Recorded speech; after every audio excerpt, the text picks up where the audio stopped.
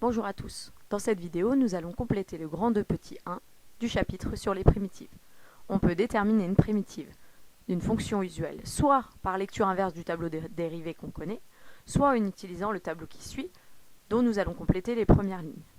Si on considère une fonction f définie par f de x égale a, où a est une constante réelle, pour trouver une primitive grand F de petit f, on s'interroge sur une fonction qui, quand on la dérive, donne la fonction constante égale à a. Cette fonction, c'est la fonction qui a x associe à x. Quand on la dérive, on obtient la fonction qui a x associe à. Cette fonction, elle est définie sur l'ensemble R tout entier. Interrogeons-nous maintenant sur la fonction puissance qui a x associe x puissance n. On cherche une primitive de cette fonction. Une primitive de cette fonction, c'est une fonction qui, quand on la dérive, on obtient la fonction qui a x associe x puissance n. Pour obtenir une puissance n, on sait qu'il faut dériver une puissance n plus 1. Mais quand on dérive une fonction puissance n plus 1, x puissance n plus 1, on obtient n plus 1 facteur de x puissance n. Il y a ce n plus 1 que nous ne voulons pas dans notre tableau de primitives.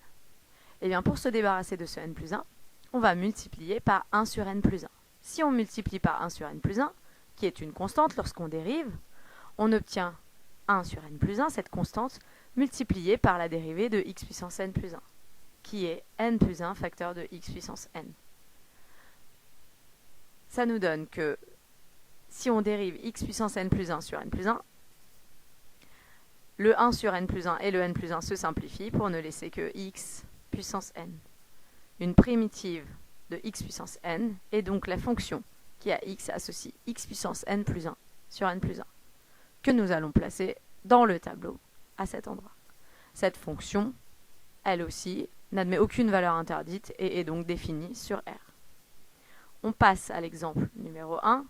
La fonction f1 définie sur R par f1 de x égale x puissance 4. On cherche une primitive de petite f1. On peut utiliser le tableau ici des puissances, donc avec la puissance x puissance n. Une primitive, c'est x puissance n plus 1 sur n plus 1. Donc ici, ça donnera x puissance 5 sur 5. Je vous laisse compléter ce tableau, donc en réfléchissant aux dérivées que vous connaissez, aux constantes éventuelles qui vous dérangeront, et compléter ce tableau et faire l'exemple numéro 2.